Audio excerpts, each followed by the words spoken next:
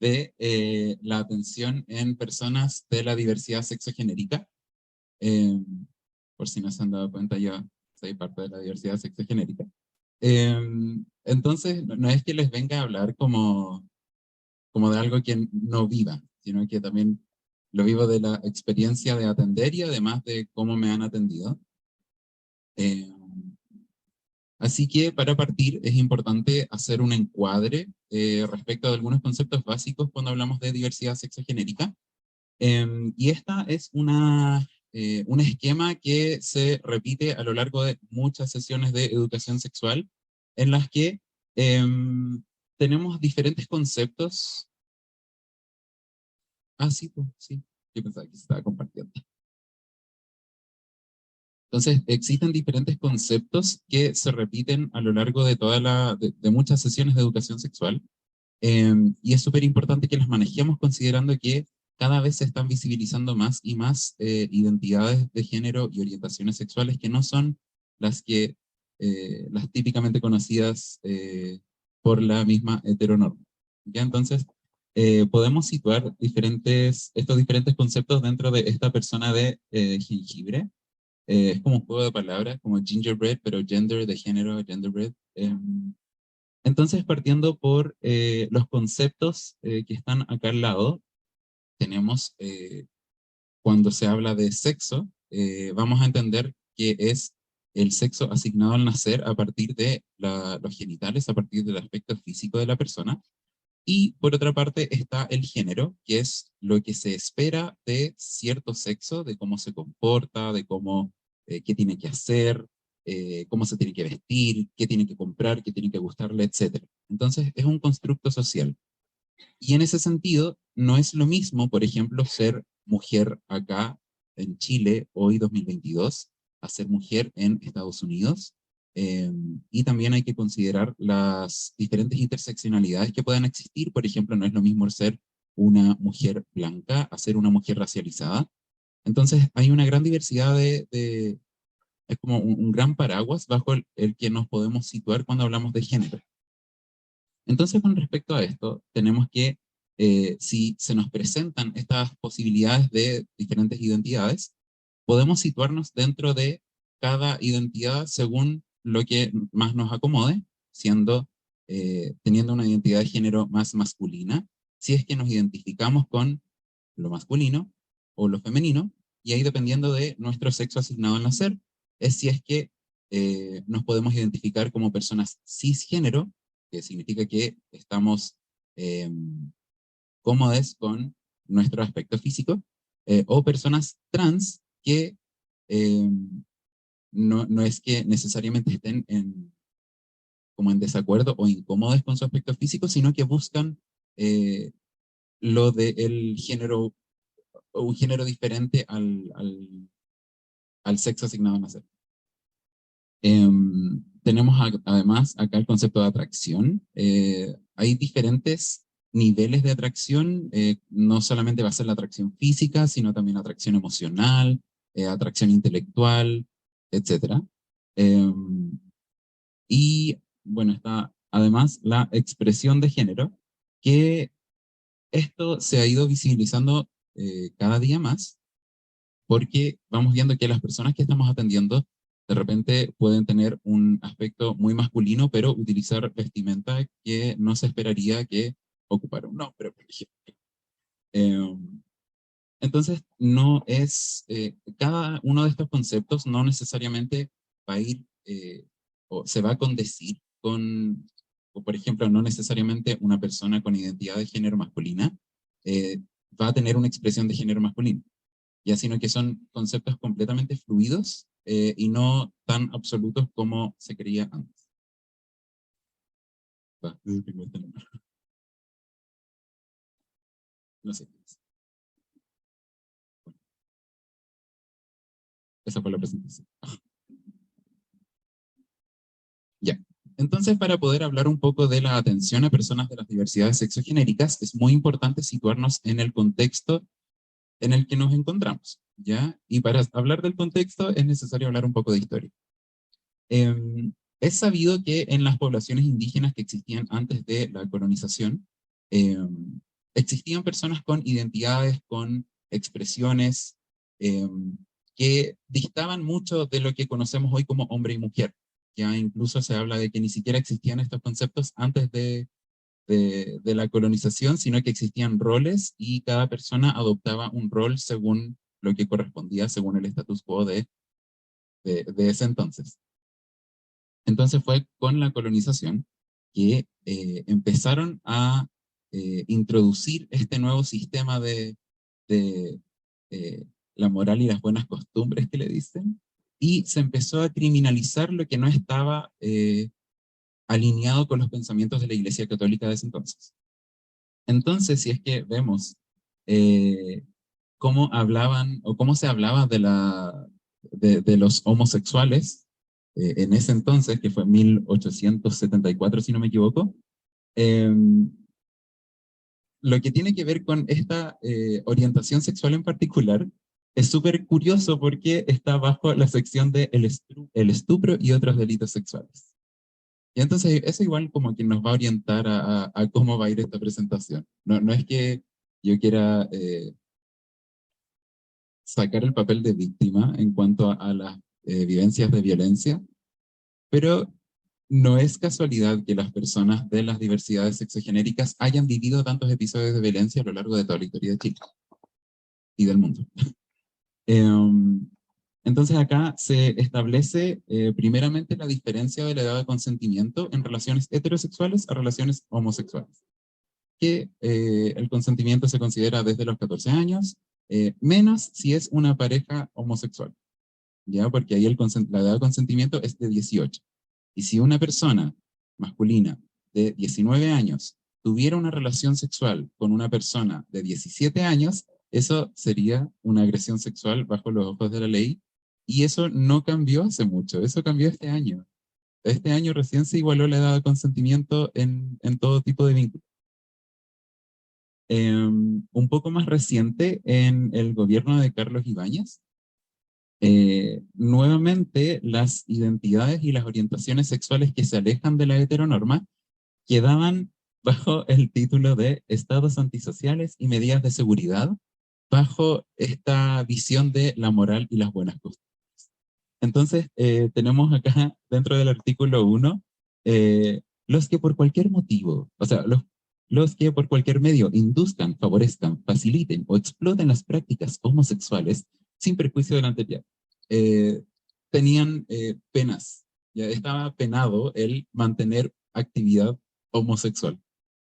Entonces, es igual como da para pensar, como no es, no está bien. No sé si la gente de ese entonces se habrá dado cuenta.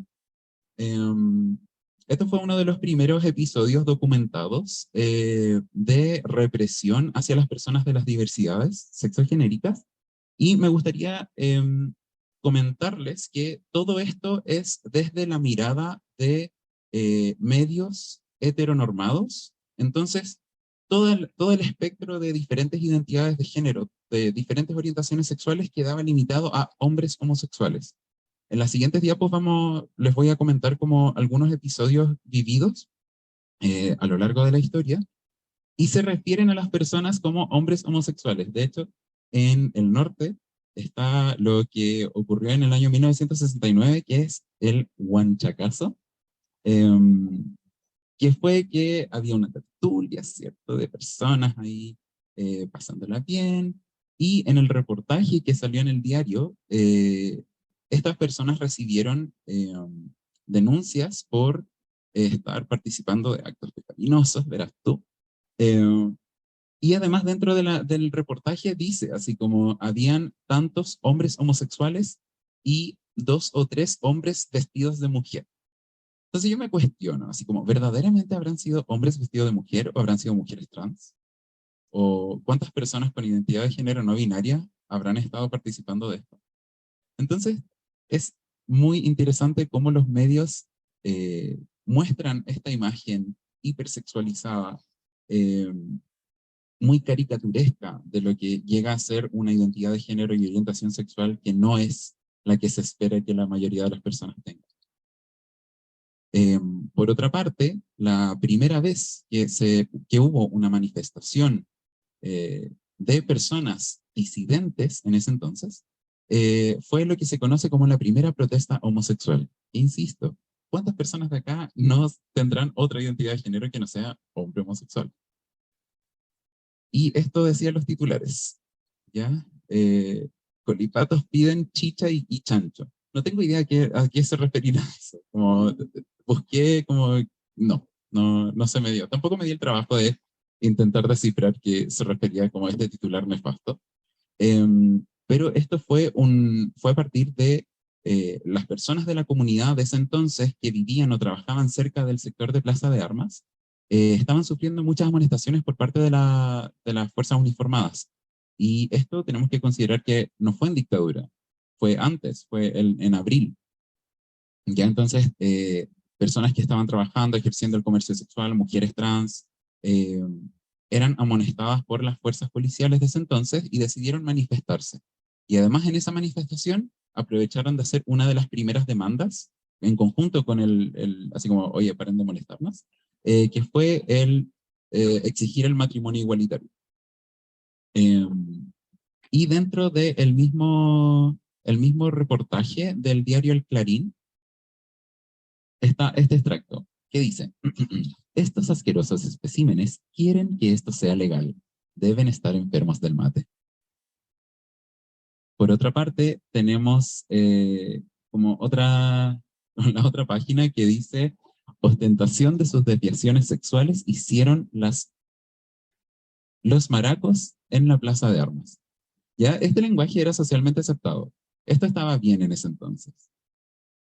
Imagínense los ataques de odio que ocurren ahora y los condenamos completamente. ¿Cómo habría sido el acoso en ese entonces que no se visibilizó porque los medios no lo hacían? Porque básicamente eran personas de segunda clase a las que se estaban refiriendo en este tipo de reportaje. Más encima con ese lenguaje. Por otra parte, la revista Vea, que no sé si se seguirá como imprimiéndose. Eh, qué bueno, qué bueno que no. En la portada tenían Los raros quieren casarse. Vestidos de manera estrafalaria, comenzaron a lanzar gritos y bailar con movimientos feminoides y chocantes. Como llega a ser casi poética la violencia y la forma en que describen estas personas. Y Víctor Hugo Robles, en su libro Bandera Hueca, dice que esto llama mucho la atención, como el hecho de tener una imagen organizada de personas, hombres homosexuales, como les gusta describir a la prensa en este entonces, o de las diversidades sexogenéricas o de las disidencias sexuales, estaban mostrando organización, estaban mostrando articulación. Y no es que estuviesen todas locas y carreteando, como no, parece que sí estaban pensando y sí se estaban articulando y sí se estaban manifestando. Luego de esto hubo un intento de también manifestación en Lo Castillo, en Vitacura, por parte de los homosexuales más acomodados, verás tú. Pero no se pudo llevar a cabo porque el hostigamiento que estaban recibiendo estas personas que estaban organizando no les permitió llevar el evento a cabo porque ponían en riesgo a las personas que iban a participar. Entonces también hay otro reportaje que dice como colipatos estaban organizando meeting en Lo Castillo. Entonces a partir de ese reportaje vieron que no era seguro llevar a cabo esta manifestación. Por otra parte tenemos a Mónica Briones, que era una artista y fue la primera persona con un crimen de odio por su orientación sexual documentado. Este fue el primer acto de lesbo-odio en Chile, documentado. Obvio que deben haber existido más, pero ella estaba después de una exposición en Plaza Italia, por la cercanía, estaba en un bar y saliendo del bar, eh, testigos dicen que la empieza a seguir una persona con aspecto militar y la golpea y la deja ahí y eventualmente muere desangrada en la calle. Y a partir de esto bueno, cabe destacar que Mónica dentro de sus manifestaciones artísticas, ella era pintora y escultora, vendía su arte en el parque forestal, participaba de activismos políticos respecto del lesbianismo, era tildada como loca y como excéntrica, como, ¡ay, qué simpática esta lesbiana que está haciendo estas tonteras! Porque también existe mucha la infantilización de las personas de la diversidad sexual, como especialmente en el caso de las mujeres lesbianas y bisexuales, de personas bisexuales en general, como, no, sí, una etapa se le va a pasar. Y no.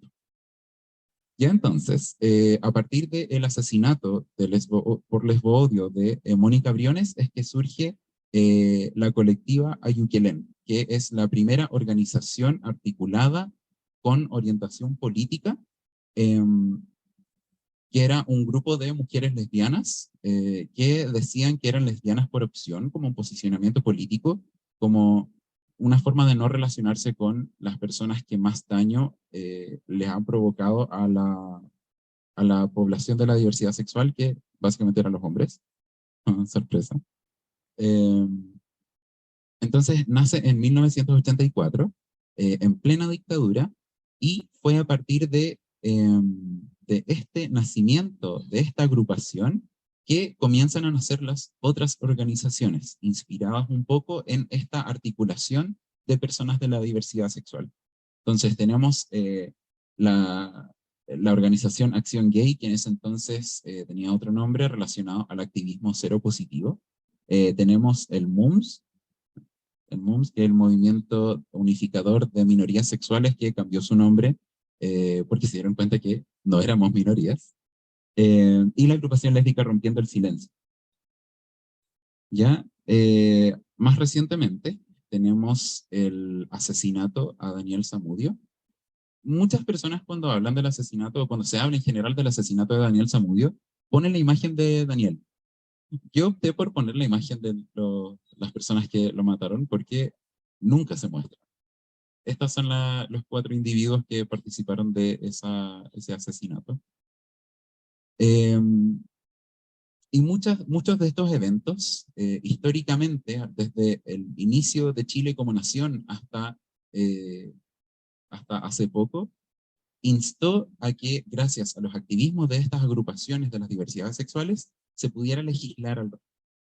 Entonces, tenemos la Ley de Identidad de Género, que es una ley más o menos reciente, que habla respecto de diferentes puntos de cómo poder resguardar la identidad de género de una persona en caso de que ésta no se condiga con el sexo asignado al nacer. Y la misma ley habla sobre cómo las personas pueden acceder a una rectificación de su partida de nacimiento, a una rectificación de sus documentos de identificación, eh, pero y además funcionaba bajo estos principios de no patologización, es decir, no hablar de disforia de género necesariamente, porque no todas las personas trans tienen disforia de género, eh, porque la disforia implica un diagnóstico psiquiátrico. El hablar, por ejemplo, de la persona que nació en el cuerpo equivocado, no es el cuerpo el equivocado, sino que el sistema que encasilló a esta persona dentro de un binarismo, eh, además la no discriminación arbitraria, de la confidencialidad de los procedimientos. Esto es que no se puede transparentar a la persona o no se puede revelar a la persona que está tomando estas medidas legales para hacer las rectificaciones necesarias. A la dignidad del trato, que esto es algo que también se refiere como a lo largo de toda la ley de derechos y deberes de los pacientes, al interés superior del niño, que bueno, es bastante autoexplicativo ese ítem, y además habla de la autonomía progresiva, es decir, que las personas a medida que vayan envejeciendo, a medida que vayan cumpliendo años, van adquiriendo mayor autonomía respecto de sus propias decisiones con actos afirmativos de su género. Además tenemos, bueno, no se ve muy bien, pero dice Circular 34. La Circular 34 se da a conocer en el año 2012, hace 10 años y unos 3 meses, y habla acerca de cómo en los recintos asistenciales debemos hacer las atenciones poniendo unos puntos básicos, como por ejemplo que se utilice el nombre social, que al momento de hacer los registros en fichas, sea esta electrónica, perdón, o a papel, debe reconocerse claramente el nombre social de la persona en caso de que utilice un nombre que no es el que se le asignó al nacer o no es el registral.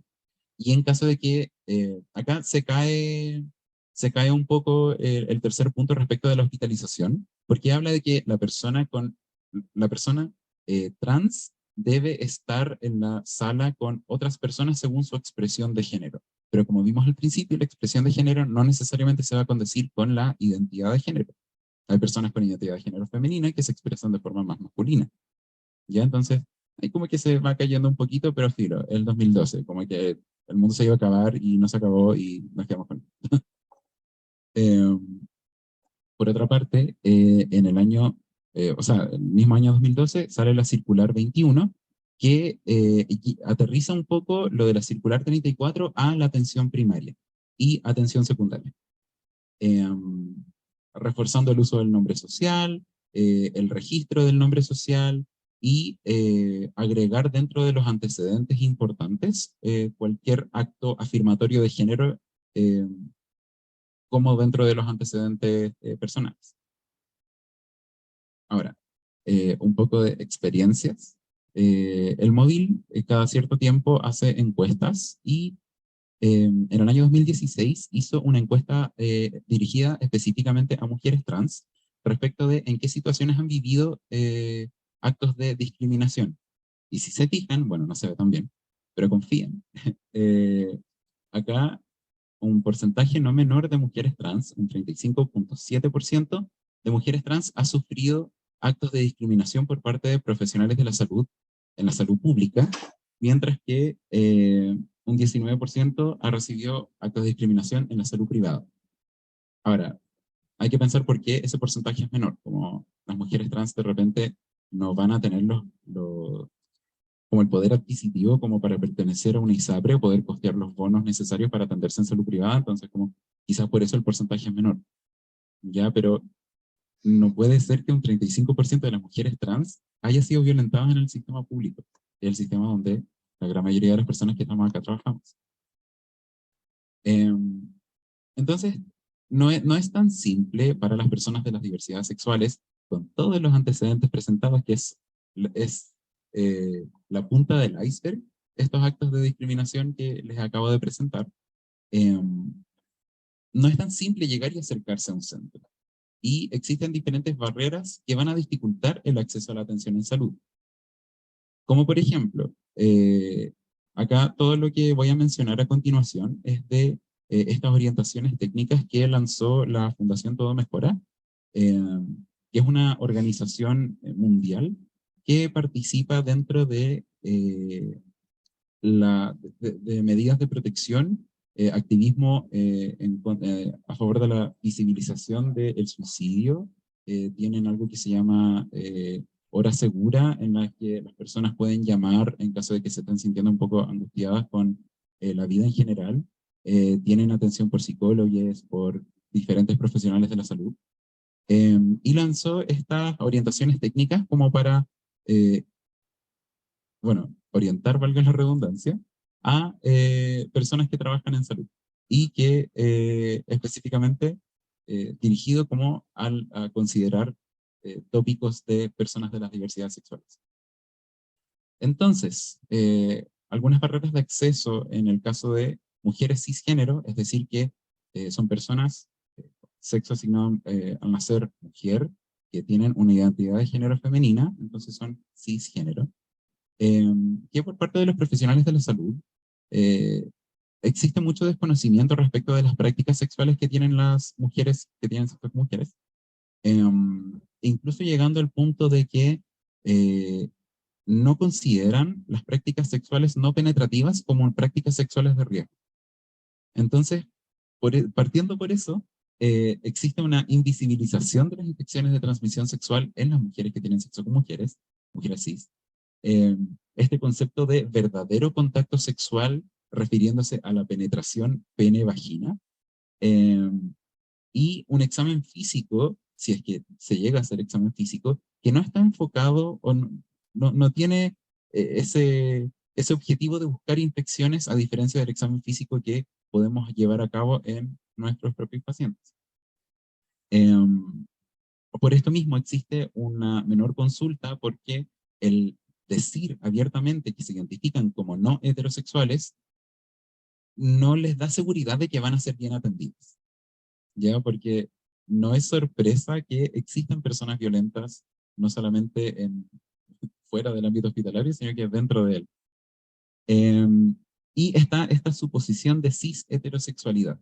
Es decir, que cuando la persona entra, se da, específicamente mujeres, más que en hombres, se da por hecho de que son mujeres cisgénero y que además son heterosexuales.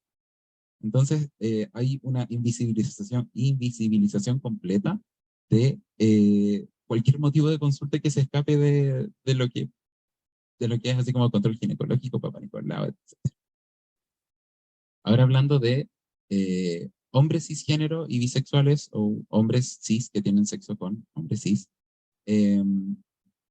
eh, nos vamos al otro lado, al otro extremo.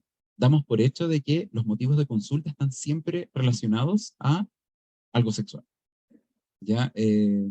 Por ejemplo, si es que en la misma consulta en el hospital llega un hombre homosexual que necesita hablar con matrona, enfermera, QF, no sé qué otras carreras, profesiones hay acá hoy, pero se tiende a pensar de que es, ya, tiene una ITS, o algo que tenga que ver con alguna práctica sexual de riesgo.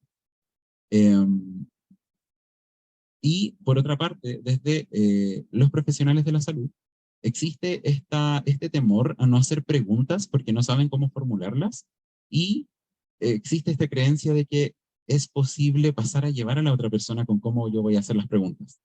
Entonces tampoco hay un diálogo tan fluido en ese tipo de atenciones.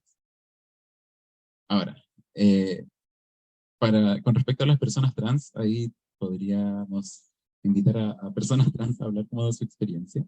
Y estaríamos todo el día hablando de cómo han sido sistemáticamente violentadas. Eh, tenemos que, donde el concepto trans es un concepto paraguas que habla respecto de mujeres trans, hombres trans, identidades de género no binaria, eh, la reapropiación del insulto travesti como una identidad de género también, hace que los actos que podamos tener para esa persona dependan mucho de esa persona en particular. Entonces no podemos dar como recomendaciones generalizadas para la población trans porque va a ser muy amplio para algo tan específico. Eh, hay antecedentes de historias dolorosas, a mí me equivoqué, dice dolorosas, pero es dolorosas. Eh, son personas que han sufrido abuso físico por parte de sus familias, por parte de su entorno, por el simple hecho de ser trans. Va más allá de otros tipos de violencia. Esto tiene que ver con la identidad de género de una persona. Existe falta de formación en los equipos de salud al respecto, donde es una población tan amplia, hay una dificultad de entender necesidades porque no podemos crear como estas recomendaciones tan específicas si es que es un grupo tan diverso. Y por otra parte está la patologización, que era lo que les comentaba anteriormente. Entonces, para ir finalizando, algunos consejos, son algunos, dudo que se vea de atrás, pero eh, tenemos que asegurarnos de que las personas con identidad de género no cisgénero sean reconocidas como tal, se reconozca su nombre social, sean llamadas por su nombre social al momento de la consulta, independientemente de lo que pueda decir la ficha, lo que pueda decir el carnet, el pasaporte, lo que sea. ¿Ya? Tenemos la posibilidad de utilizar un lenguaje que sea género neutral. No les pido que hablen con la E porque no todas las personas eh, pueden, o sea, todas las personas pueden, pero de repente puede haber un poquito de resistencia. Pero, por ejemplo, en vez de hablar de pololo o polola, hablar de pareja. Entonces, como ir partiendo, así como un poquito, como no voy a hablar con la E, pero voy a hablar de pareja.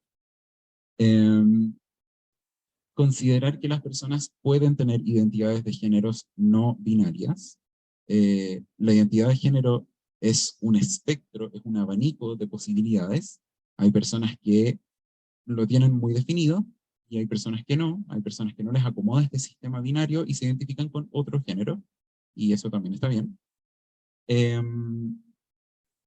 hablar respecto de la confidencialidad al momento de las atenciones, eso es fundamental.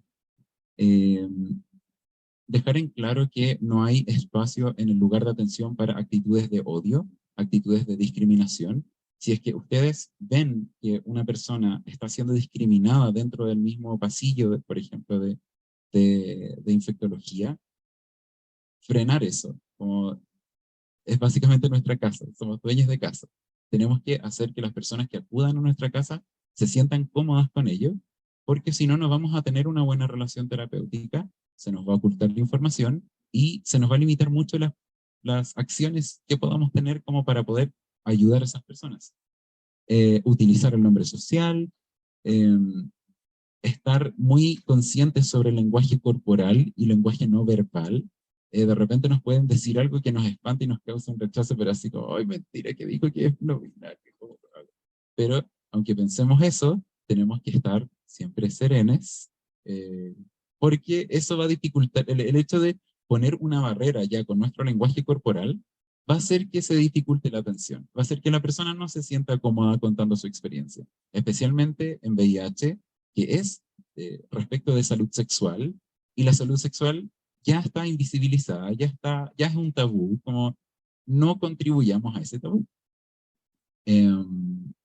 Si es que se puede, si es que no hay limitaciones de aforo, o si es que nos percatamos que podría ser una buena idea incluir a los vínculos sexoafectivos de esa persona en la atención, incluir a la pareja, porque así también contribuimos a disminuir el estigma asociado al VIH, no asumir la orientación sexual, utilizar iconografía que pueda resultar acogedora, como por ejemplo usar un pin del arco iris, o no sé, tener como un afiche en el box de la bandera trans, no sé, hay, cada quien puede adaptar su comodidad para poder recibir a las personas de las diversidades.